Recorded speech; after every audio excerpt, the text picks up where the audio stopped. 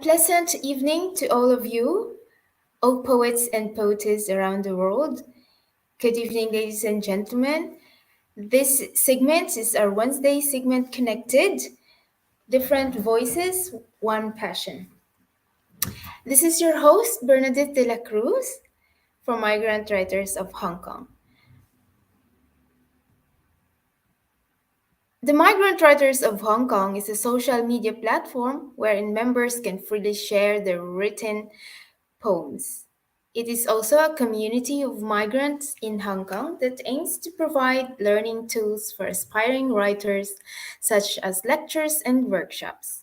We believe that writing is an outlet of our emotions and it contributes much to our health in many ways.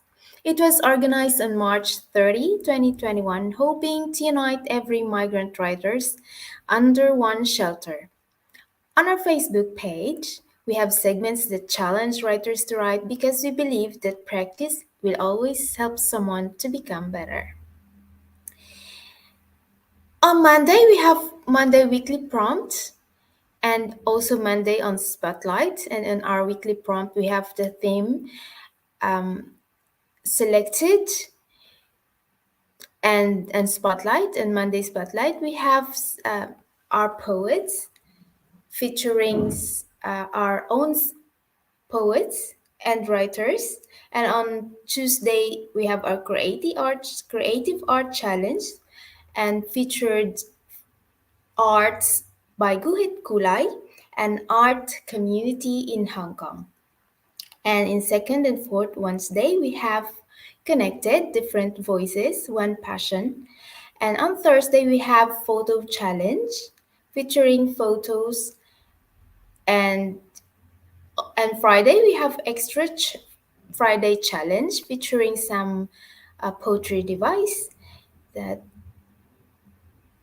as a practice for writers. And on first and third Sunday we have Writers in Motion featuring our own native poets and writers, their works and perspectives and experiences in the world of literature. Once again, welcome to our Wednesday segment, Connected, Different Voices, One Passion. This segment that features international writers or poets and their contributions not only in the world of literature, but also within their community as well. It also aims to strengthen the connection of our members through interactions while showcasing diverse cultural talents through poetry readings and storytelling. Tonight, we're waiting for our guests. So before that, let me read to you a poem from the book No Cinderella by Rolinda Onatis Española. It's Your Thorn. It is in her book on page 70, entitled Your Thorn. You gave me a rose full of thorns. The scent excites me, yet fingers mourn. Captivated by its beauty, didn't notice the pain it'll cause me. My mistake of receiving both two hands I used enveloping. I was too excited with the sight of this beautiful bud that looked so bright. Red its color, blood is streaming, fascinated by looks, cut me in dreaming. You are too good like a rose, so demanding like a boss. Didn't notice your thorn, didn't notice your horn, didn't notice you are bad because I was too glad. Thank you for this wonderful poem by Ate Rolenda Nates Española. This one. And also we have from She is the Lioness. Yes. And okay, from her random poems here are on page 53 of her book, A Bag of Goodies. I've never seen her for a couple of years. So when I saw her, I get fear. I'm afraid she might cry. I'm afraid she may ask me why I am with her. I tried not to make her upset, nor to feel that I am another. I comfort her when she's sad, though I don't know how to make her come when she's mad. I love to be with her, so anywhere we go, I have my bag. A bag that she loves to hug, a bag that's full of goodies to make her smile, a bag that she can open when she's angry or hungry. Oh, this is this is a sweet poem. And also from her book, page 66, entitled Shadow of the Past. It's dark, cold midnight, yet still my presence was awake. I was there, but my mind is miles away, standing, talking to the moon, searching in the meadow for nothing. Something is bothering me. The silence of the room, it's bugging my ears. My heart beats like a drum, hands are sweating, my knees are shaking. A lot of things are running on my mind. As I closed my wide eyes, I saw you, you and your dark shadow. A cold breeze touched my soul. The pictures of the past, they are coming back again. I don't want to be a prisoner, not to remember those scars. I don't want to get stuck. I don't want to live with the shadow of the past. This is, yeah, me too. I don't want, I don't want to live with the shadow of the past. It's like, okay, we move on, but then there's still the shadow of the past is like giving us wisdom. It gives us lesson. Yeah, thank you for that wonderful poem. And also we had from Beyond the Sunset by Elaine May Ramos. Um, okay, so entitled, it is from her book, page 16, entitled I Am a Woman. Yes, indeed, we are women. I am a woman. I am simple. I am strong, an independent woman. Let me repeat myself as I know you weren't listening. I am a strong, independent woman. I am strong because I'm not afraid to fall and stumble. I will fly and get my way through the barriers to lead to the top of it all, to my destiny. I will break the chains of unfairness and mistreatment that restrains me from reaching my dreams in life. I will break free from the cage of your bitterness. I may be a woman, a female, but you will no longer distinguish me. I am a strong, independent woman. I am a woman. I dream to have inner peace. I am a precious gift birthed from the womb of a goddess. My heart always remembers life matters. My perceptions, feelings, and thoughts matter. I won't allow the imperfection of another soul to weaken my courage and make me feel small. I'll rise above them, breathe and relax. I will open my heart and see the beauty of who I am. I will never let the hatefulness of someone's heart ruin my peace. I am a woman. I make my dreams happen. I have strived hard on where I am now. I have sacrificed my uncertainties, anxieties, and self limiting beliefs to be here. I do celebrate and stand firm in my heart. I won't let the insecurities of others drag me down. I am more than the names they try to put on me. I rise, dearest self, I rise. I lift the heart to the sky, see the rainbow as I sign. I have the right to be free and love freely without fear, shame, or walking on eggshells. Thinking of all roads I crossed lead to my heart's awakening, growth, and resilience. When I feel lost, small in spirit, isolated, and alone, I know I am concealed, I'm safe, protected, and cared about. And there you are, that quiet voice begging me up, cheering along, reminding me who I am. Again and again, you keep coming around. You are the small bird sitting on my windowsill, wishing me well. You are the wind beneath my wings, my angel in disguise, the blood that runs in my veins, my inner soul.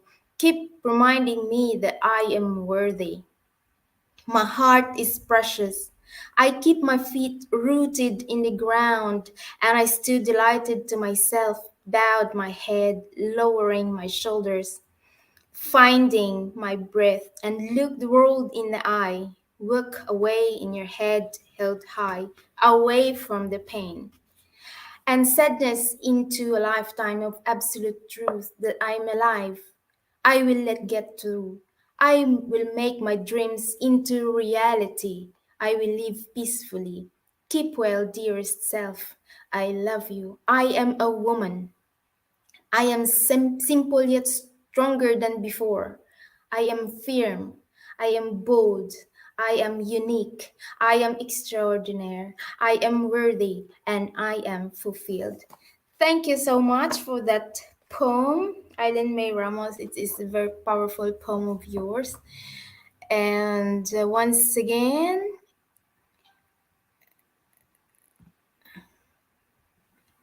all right. Hello.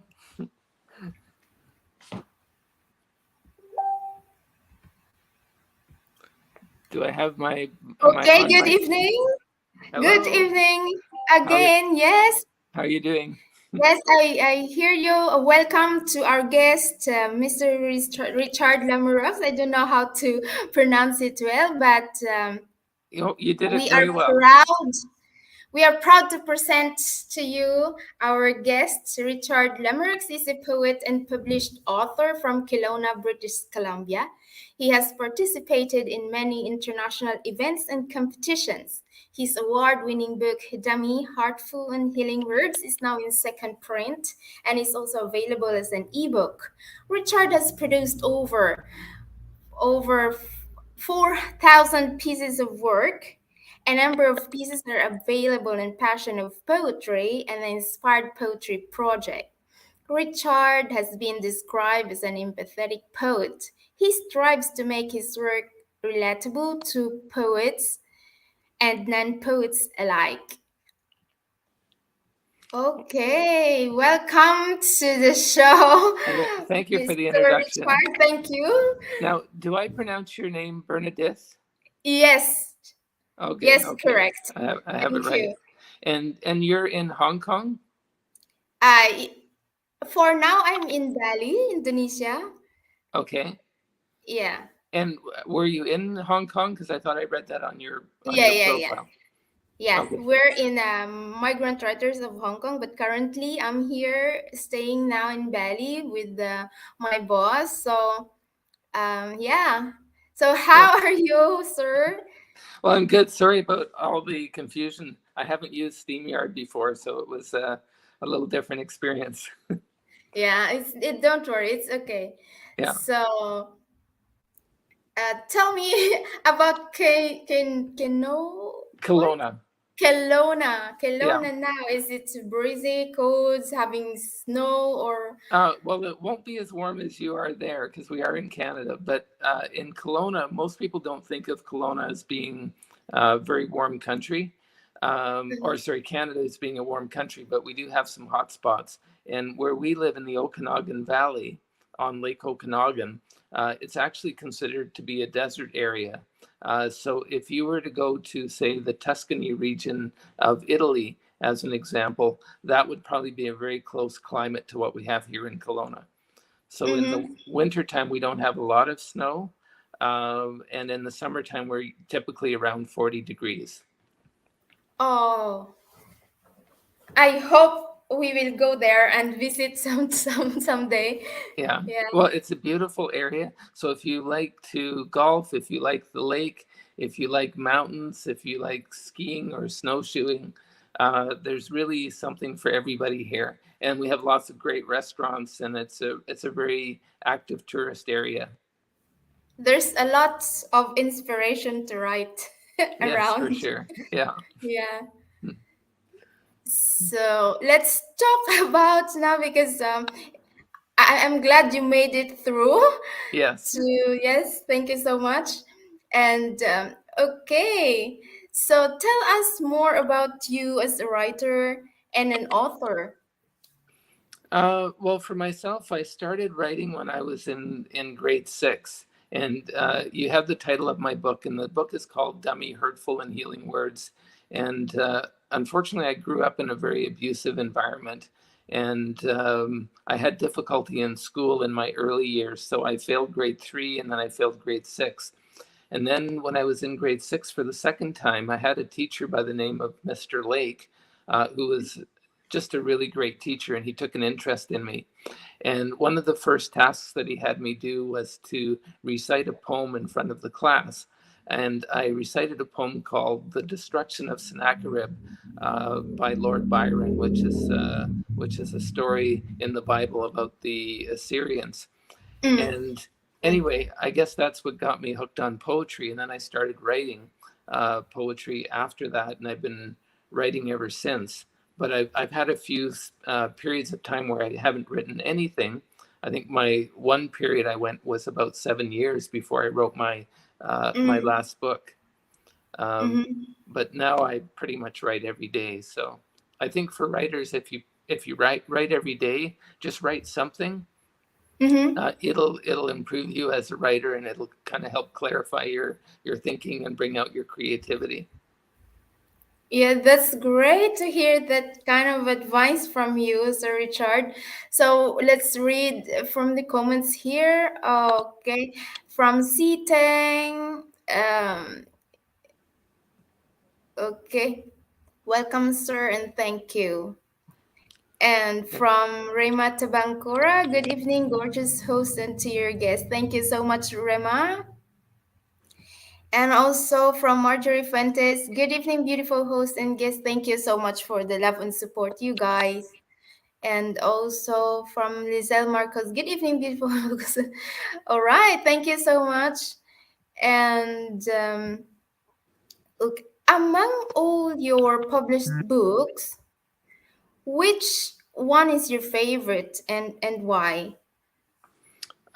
Probably my favorite is the one that I haven't written yet. um, with my book, "Dummy, Hurtful and Healing Words," that one is pretty important to me because it's semi autobiographical, and I wrote it to help people deal with a lot of different experiences. So I talk about the education system. I talk about the relationships, both positive and negative. I deal with the power of language and how it impacts people's lives, both for good and for bad. Because I think parents don't realize that they can actually curse their children with the words that they give them, because it can carry through from one generation to another. So I just wanted to speak to parents and let them know what kind of an impact that they can have on their children. And I also deal with aging and a lot of other human experiences, and then I interject poetry in the chapters to help express the idea further. And I've had such a great response from the book. It's in second print now, and I've had some wonderful conversations with people who have had similar experiences. I'm excited to have your book. Mhm. Anyway, thank you so much for that, Sir Richard. Maybe we can, it's about time to hear your first poem. Okay, And sure. yeah. One of the things my sweetie says to me, that she says I'm better at the writing part than I am at the reading part. So Yeah. So It goes anyway, like that as always. It's not the whole package. It's rare. If it's you good in yeah, writing, then you good in writing and not in vocal. But sometimes speech. But sometimes have the whole package, good in writing and good in speaking. yeah, So there you go. Go ahead, sir. yeah. I'm very envious of the people that have that. Anyway, so the first one I'm going to read is I called it Doors. There are so many doors, which one should I choose? Green, yellow, brown, purple, and many different blues. Some of them are rustic, others modern and clean. Some lead to the future, others back where I've been. Some doors open easily, while quite a few are locked. There are some doors left open, and many doors blocked. A few so enticing promise pleasure within. They are slightly hidden, so few will see me sin. I look through some keyholes, wondering if I'll be safe. I see rooms of plenty, with tables draped in lace. The doors that are daunting, they fill me with such dread, for I know there's sadness in the land of the dead. Many doors are happy, friends and loved ones are there. Those doors are the best ones, being with people who care. Behind some there is music, pleasure, times we can share. Moments of pure magic, those times are far too rare. Doors leading to adventure make me glad I took the chance, the sheer exhilaration that caused my spirit to dance.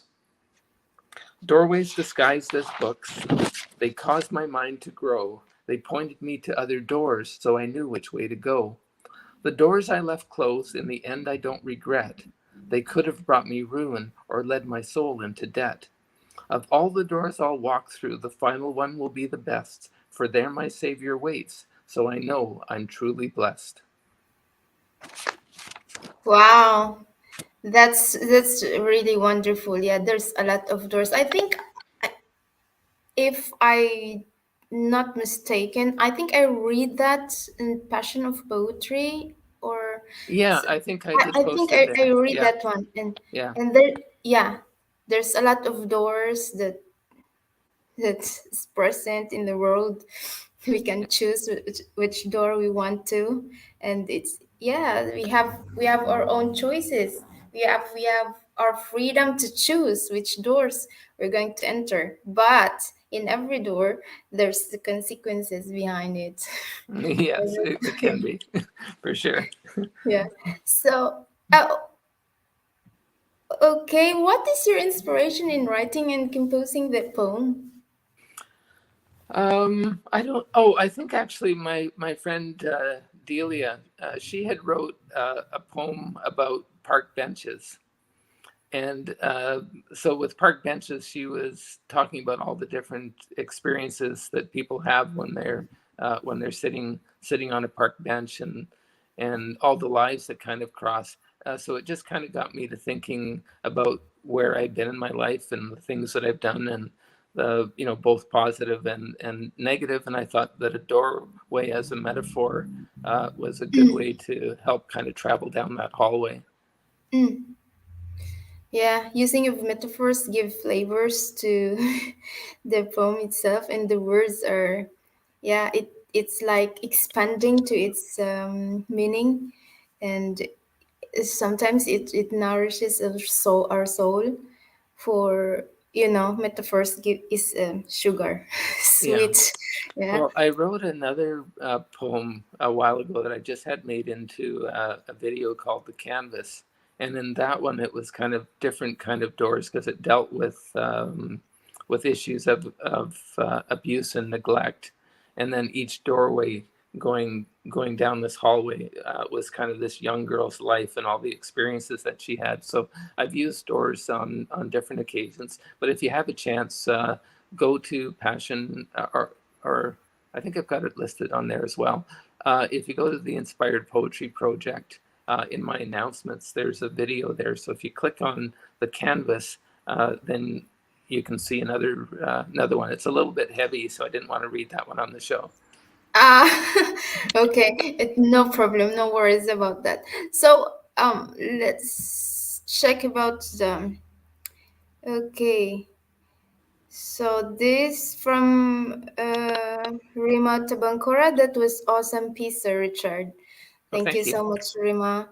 And also, um, Eileen Sidon, good evening to everyone. Nice poems to Richard. Thank you so much for the support.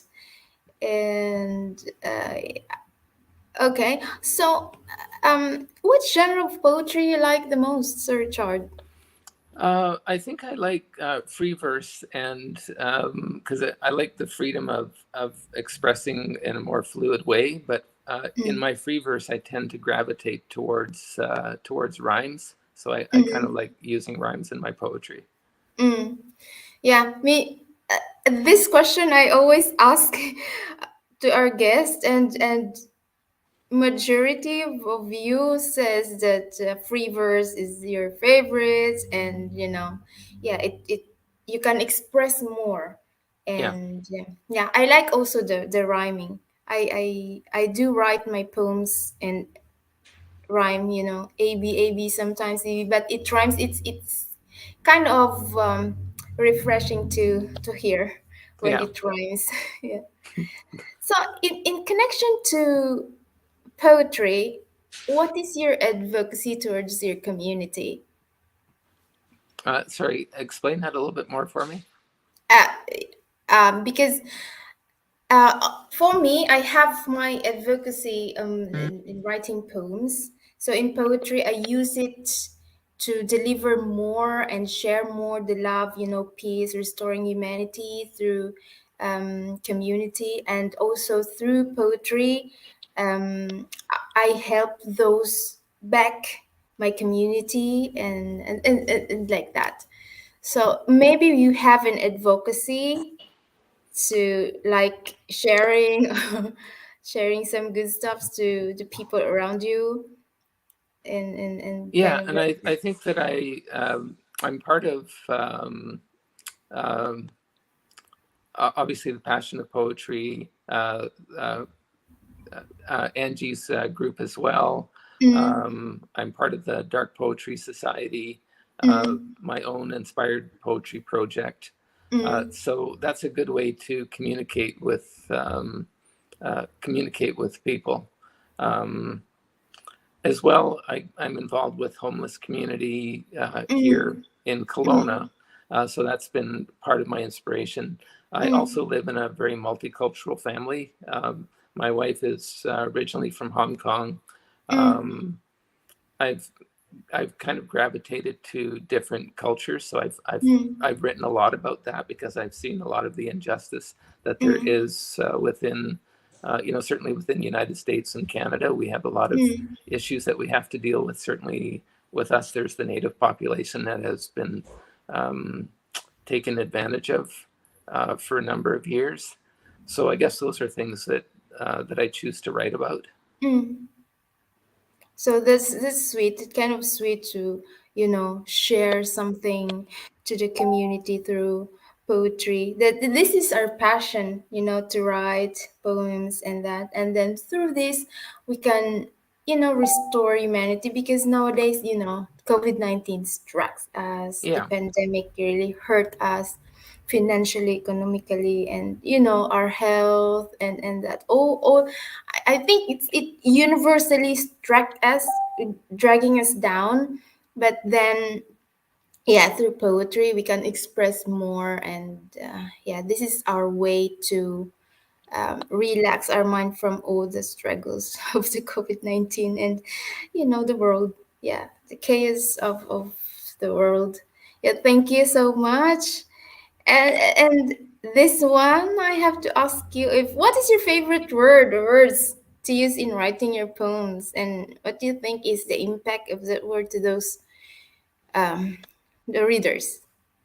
I don't know if I have a favorite word. I think whenever you write something, it's almost like each time when you write something, it's kind of like your child and you're presenting it to the world. And so in any moment, the one that you just wrote is your favorite. Yeah, I agree to that, because for me it's like I always um I use the word like strive, um go on, And it's kind of like because I write my poems to inspire and to motivate, and also sometimes it's kind of harsh to give a conviction to the reader too. Yeah, so I think you're right. I agree to that. So let's go to the comments. Here. Okay, from Marjorie Fuentes. Okay. Has the poem ever humbled or frightened you? What was it? When did it happen? And then what did you do afterwards? I think for me, the ones that humble me the most are the ones that kind of flow from me, and it's almost like they come from another place. Um, I wrote a poem called "The Cup of Empty," and it was dealing with alcoholism and how it affected the relationship between the father and his daughter. And it really felt like that poem wrote itself.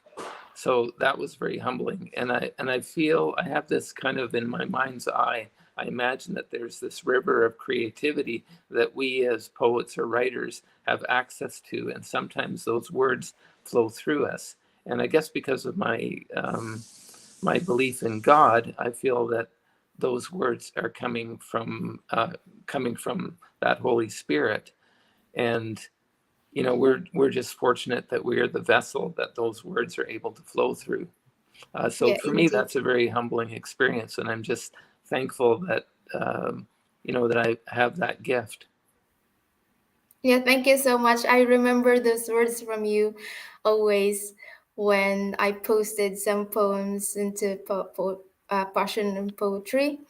That you always um, recognize it and give your support to it. And I notice and I feel the spirit of faith, of strong faith from you. Oh, as always. Thank you so Thank you. much. And thank you, Marjorie, for that question. I hope it was answered beautifully by Sir Richard. And also, okay, there's a question from our audience, Siteng. What had changed in your writing after publishing your first book? Was there pressure, or did you find it more easier to write poems? I think that I'm a better writer now than what I was at that time. One of the things that I had joined was a group called Poetry Soup. And with Poetry Soup, one of the things that they have is they have a lot of different forms that you can learn to write.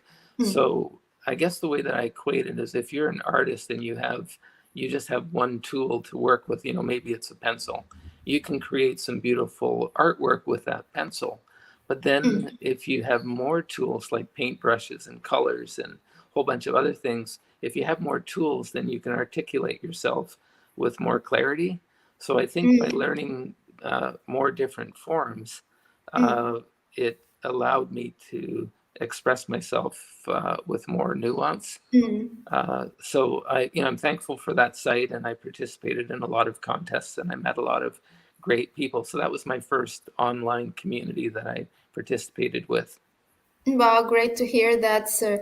Okay, from Lisa Marcus. Well, thank you for that great advice, sir. Yeah, that was your advice that time. And from Marjorie. Okay, thank you for that, sir. Thank you, Marjorie. All right. So, what do you feel like? Um, I think you're an admin at the pop. Yes, Yeah, yeah. yeah. So is it hard to do the task, or it quite make you an excitement to give your service to all the poets, a lot of poets around the world? Yeah, well, I think on Annette's platform, she has over 20,000 members. So that's, she's been extremely successful. She's a Yeah. wonderful lady. That Mm, was actually the first Facebook community that I participated with. And Annette was very persistent in getting me to come on as an admin. With starting at my own site, I feel bad I haven't mm, been able to give the same attention, but I still will go on and leave mm, comments and approve some entries. But again, she has done a wonderful job, and that's a really great platform for poets to uh, enjoy their poetic experience. Yeah, it's very nice to have surrounded by different poets around the world, very talented poets. Yeah, no matter what age you are, it's very nice. It feels like home with all with one passion Hmm. to share. Yeah, Yeah. well, the one thing about I guess being a poet is when I read poetry from people of all different ages, it makes me realize that we're all timeless in terms of how we communicate. So age is Indeed. really not a barrier, Mm, because I think you can have some young poets that write like old poets, and you have some old poets that write like young poets. mm. So it's really quite interesting. Yes. So I have to ask you this: what is your message to all aspiring writers? Because there's a Uh, lot. yeah, my message to aspiring writers is write every day. Put your ideas down on paper. Don't worry about it being perfect. If you Mm, wait for it to be perfect, you'll never write it. And then you can go back and you change. Because I know that when I write a piece, I quite often uh, will edit it, mm, 10, 12, 20 times. In fact, I'll even go back to some of my older pieces and then take those and then recreate mm. from that piece. So it's always in a state of change, because every single time that you write, you're a different person. Every Yes. person that you come in contact with, you become a different person. Because Mm. like in the history of humankind, you and I have never come together before. So what we have here today is a historic event. So, Yeah. so Indeed. that's like our personalities have never matched before. So this is Mm. this is really in the history of mankind. This is an important time. So realize how wonderful this gift that we have to communicate. Uh, Mm. Appreciate it, nurture it, keep writing, and if the more often you do it, the more you'll be able to clarify your thinking, your voice, and your ability to express yourself. Yeah. Do you sometimes experience a writer's block? Well, as I mentioned earlier, I had stopped writing poetry for almost 7 years, and Mm. literally didn't write anything for 7 years. And then Mm. my step father passed away, and I wrote a piece called Bob's Christmas. And when Mm. I wrote that piece, it's almost like the floodgates opened up, and I haven't stopped writing since.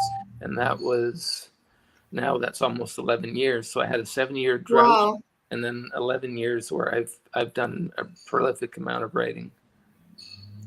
Wow, wow. It's very nice to hear that one. It's like non-stop writing and every day you write like 4,000 piece piece is kind of amazing. I mean, you are an inspiration to our aspiring poets and writers.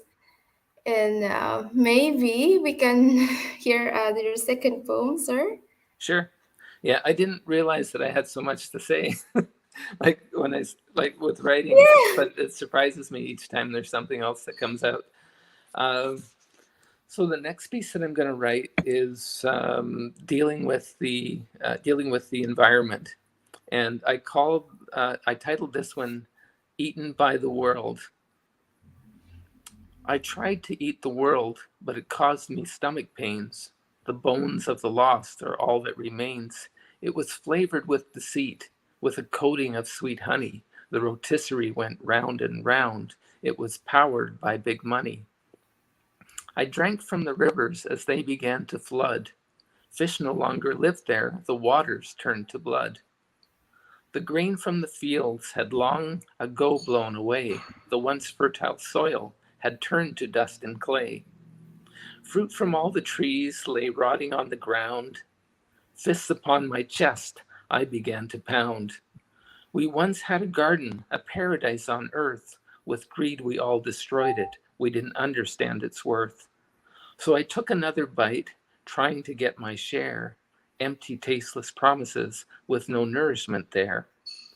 I watch the world bite back, earthquakes our demise, hurricanes and fires as ocean waters rise.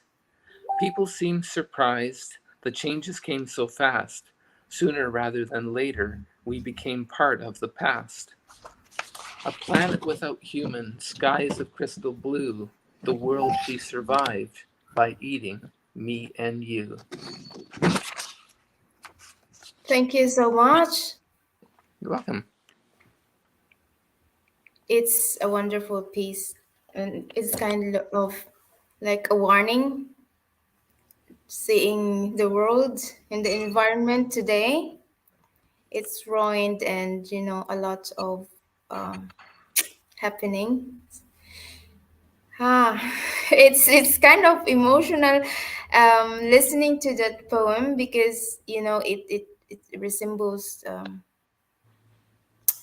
love to our nature, and to see the environment now ruined, like there's lots of fire and garbages, and yeah, it's heartbreaking. Yeah, and I So think for me, the probably the biggest downfall of humankind is probably greed, and I think everything else hmm, flows from greed. So even if you're looking at the wars that are currently going on, yeah, or the destruction of our environment, or the taking advantage of other peoples, like if you're looking at slavery or uh, any of those things, it all comes back to that one root, which is greed. yeah, it's sometimes it just saddens us to see the world like that. So anyway, Mm, we can survive. Just have strong faith to God, and just go back to Him and ask for protection of what's mhm, happening because of greediness. Yeah. So we are created by God, and then the God created this world to a place where we live in, to be like a paradise, but then we ruined it. We people ruined it. So then now we are suffering from the consequences. mhm. Uh, right. So Siteng here has a question. What is or what are the hurdles you experience in writing or publishing your poems? Is there any? I think there is, because especially if you're a new poet and people don't really know your work yet, it's very Mm, difficult to get your work published, mm, because you're not recognized.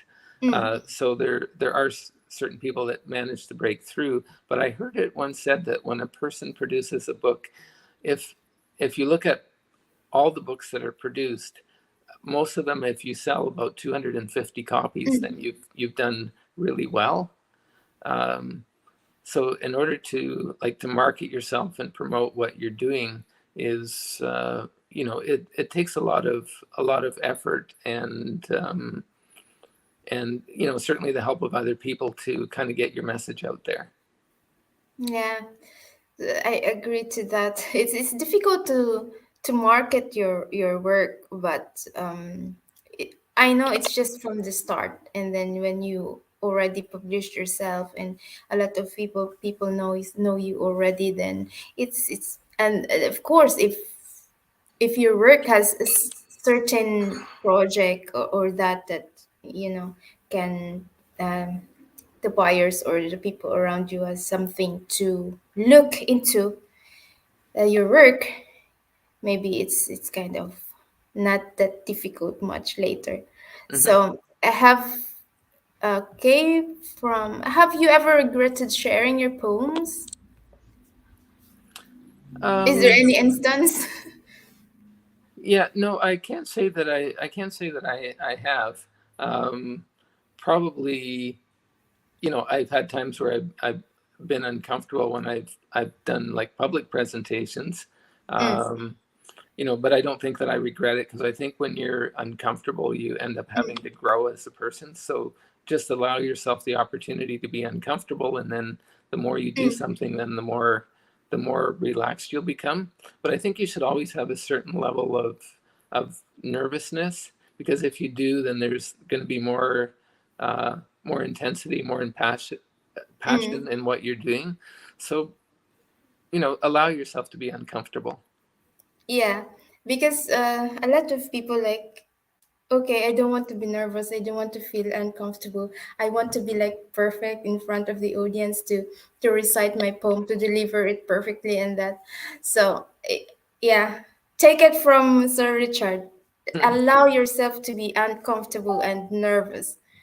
Yeah, that's sometimes the flavor of um, reciting more deep within you, the emotion. If you're like, okay, I'm nervous, and then uh,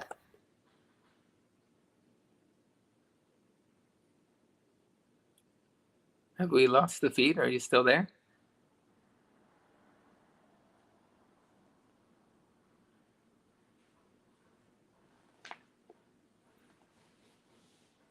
Hello?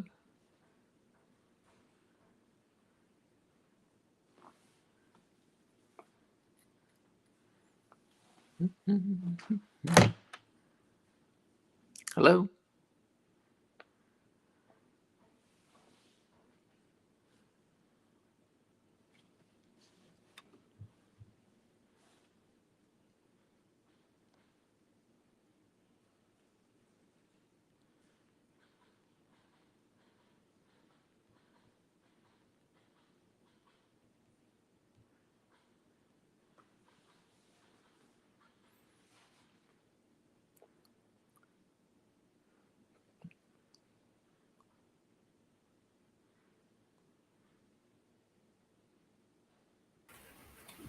I'm so sorry about that, Sir Oh, yeah, Richard.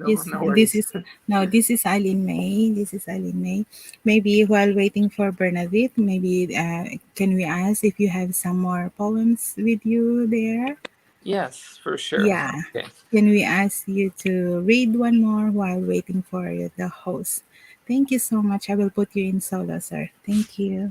No worries. Okay, so the next one I'm going to read is a little bit on the heavy side. It's called Just a Hint of a Smile. How many times? How many times did I tell you? Was it 500? Yes. Maybe 600 times? Okay. Could you tell? Could you tell I didn't believe it? You weren't. No, you weren't a good dad. I know you knew that. I guess that's why. Yes, it's why you needed convincing. I really tried to convince you because I needed peace. I needed to be left alone. When dad's not happy, nobody's happy. You were never happy. Just pretend happy. I learned my own pretend smiles, pretend concern. I pretended to be interested, pretended what you said mattered. I pretended your greatness, greatest dad in the world. You certainly were the best dressed, the best fed. You drove the best cars. Nothing but the best for you. It was always about you. Yes, only you. We were your accessories. Dutiful wife, 3 well-behaved kids, 3 scared kids. Spare the rod, spoil the child. This will hurt me more than it hurts you. It didn't. It really didn't. In fact, I could see it there at the edge of your lips, the hint. Yes, a hint of a smile. When the cancer came, when death came to you, I hope no one noticed. I hope no one looked closely at me. If they did, I'm sorry to say there was a hint. Yes, just a hint of a smile.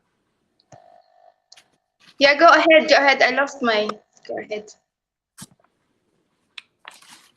So, were you able to? Did that come through? Okay. Yeah, yeah, yeah. Go ahead, sir. Sorry for that connection lost. Yeah. No worries. Okay. So I just read another poem, but I don't know if you Yeah, heard it. okay. All So right, then it's done. It's yeah, the poem is done, but I can read another one if you like.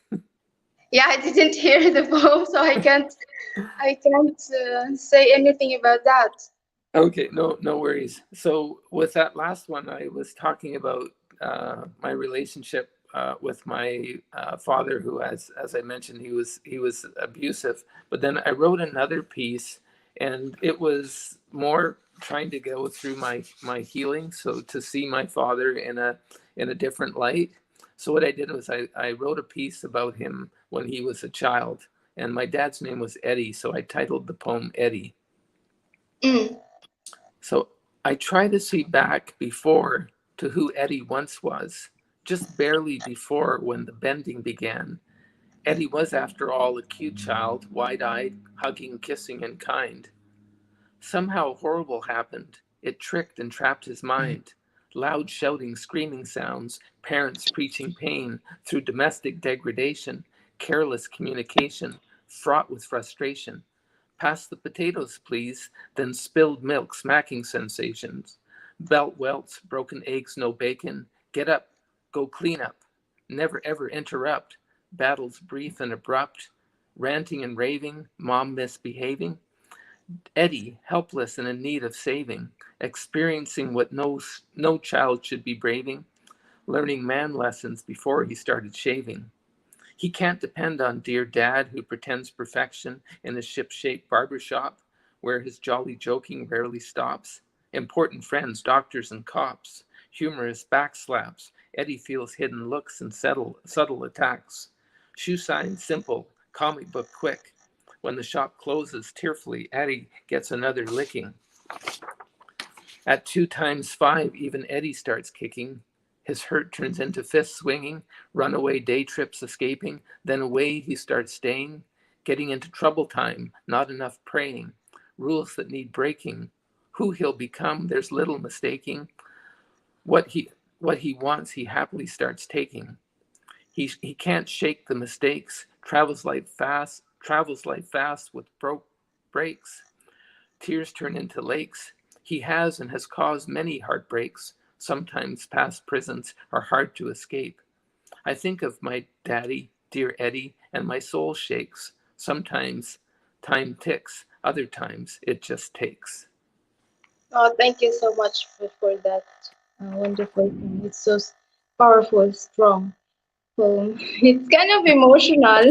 Yeah, It's it's deep. The meaning of it is, yeah, deep. It's kind of like there's an unconditional love there between the lines. yeah. Yeah, well, I think whenever you have to deal with different experiences in life, a lot of times we think that when we forgive, that we are forgiving for that other person. But a lot of times I think the forgiving allows us to get past that experience. And I think that God uses our forgiving as a way of helping to heal us from past traumas. Mm. So thank you. And there's a question from Marjorie Fuentes. Do you regret sharing your work publicly? Do you trust the reader in world of instant gratification and instant communication? I don't know if it's instant gratification. I think what happens is if you're writing from your heart, a lot of times people will take their own experiences and they'll interject it into their reading. So whenever you give a poem to the world, you have no control over how that piece is received or even how it's understood, because everything that goes through a person goes through and becomes shaped like them, because that's their experience. So sometimes I think when we write, we have the ability to maybe help uh, change that shape of a person. So, if I write something and somebody has had a difficult experience, like this poem that I just wrote about my father, um, somebody may have had a difficult relationship with their father, and maybe they'll start to think about, why is my dad the way that he was, and what experiences Mm, did he have that made him behave in the way that he behaved, and if that mm, gives them an opportunity to maybe forgive that person, mm. and then that helps them out, I think it's well worth sharing the information. Yeah, indeed. Thank you so much for that. And from seating, I will be forever nervous. Yeah. that, that's from a member of one moderator of Migrant Writers of Hong Kong. So she's always nervous, and that's good. Yeah, it is. I have one of my admin, Raul James, and he does an open mic show which people can participate in. I don't know if have you been to one of his shows? Which one? Raul James. Oh, No, so maybe not. But one of the things I love about Raul when he does his show is he has people who are um, really nervous, and he gets them to kind of come out of their shell. And he's really good at encouraging people, and I really appreciate that, because I know that when people go on to live shows, uh, the thought that their words are basically going out across the world can be a bit of a daunting experience. yeah. I mean, in singing, you can feel the nerves. You can hear the nerves. But in reciting poetry, your nerves can help you. It's like sounding very emotional, and Yeah, and your voice becomes shaky, and it's like, okay, it likes a flavor in your delivery. You know what I mean. yeah. It's nice to be nervous and uncomfortable. Don't worry about that thing. Thank you. And okay, from Licha, okay, blog, her support, and also Marjorie Fenty says, I love all your poem, and it speaks wisdom. Thank you, Marjorie, for the support. Thank you. Thank you. We appreciate that. And from Rema Tabangkora, I love how you execute that piece of yours, sir. Slam poetry. Yeah, thank you so much for the support, ladies. Okay, so is I think this is just a nonsense question, but I love to ask this. Is there any instance that maybe you quit writing, or just, for now, is there any instance that you think, okay, I'm gonna quit writing, poem making poems, and I that? think that would be kind of like if you ask a writer to quit writing, it's kind of like asking them to stop breathing. So Yeah, yeah, I I said think this that kind of like a nonsense question, but this to break the yeah, ice. yeah, and I think it's I sometimes wonder what the last poem that I ever will write. I often wonder what that last poem will be, and I hopefully it'll be quite a ways into the future, God willing. Yeah, But they sure. say that if you want to have immortality, that you should have a child, plant a tree, and write a book, Mm, and that's one way that you can have yeah, a form of immortality. yeah. Okay. Thank you from Siteng. Thank you for that, sir and Miss Host. Thank you so much, Siteng. Don't worry. As we said, as take it from Sir Richard, that it's okay not to be okay. It's okay to feel uncomfortable, and it's okay to feel nervous. It's normal. It's all normal. Yeah. And can I ask you a question? Yep. Okay. So how did you get started with doing a show, and what are the things that you like about doing a show? Okay.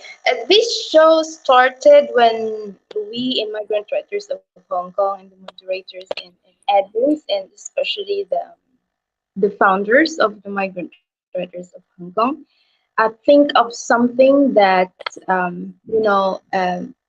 develop a relationship between migrants from Hong Kong and all poets around the world, and to share the love and peace and humanity, and to restore peace and humanity in the world because of what's happening in today. And it started, I think, because I published my own book, and I aim to through this book, I aim to like um, spread humanity, restore it, And through poetry, through writing poems, because this is my passion, and also your passion, and also the passion of all poets, around the world. So this is the way, this segment is the way to create understanding in between all poets, and to cut the barriers, you know what I mean, cultural and language barriers, cultural barriers, and all that stuff, and unite all the writers and poets in the world.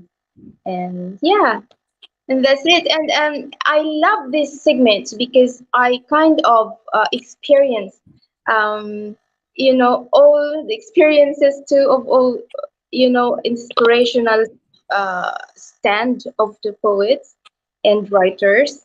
And I love to hear, and also all the audience, that we can share, the host and the guest, that the knowledge, the wisdom that they acquire during the writing process. Yeah, and I Yeah. like how animated you are, and it's nice to see your exuberance, and that you're passionate about what you're doing. And myself, I guess, being I'm more on the introvert side of the scale, so I'm not as animated, but I appreciate when I see someone like you is excited, and it makes it more fun for me as well. Thank you so much. I appreciate that too. It's poetry is, they said, is like our life. This is our emotion. This is where we stand when we feel certain, struggles, and our daily lives and errands. We run our daily errands in such, something chaos, and at the end of the day, we sit down and think of something to write, and our way of relaxation, and sharing our ideas and wisdom to others, that maybe one word of our piece can give an inspiration and motivation. Who knows? Yeah, this is how we feel about doing this segment. Hmm. Yeah, thank you so much for gracing our invitation, sir. And you're such an inspiration to all. And Thank you thank very you. much for the invitation as well. I appreciate it.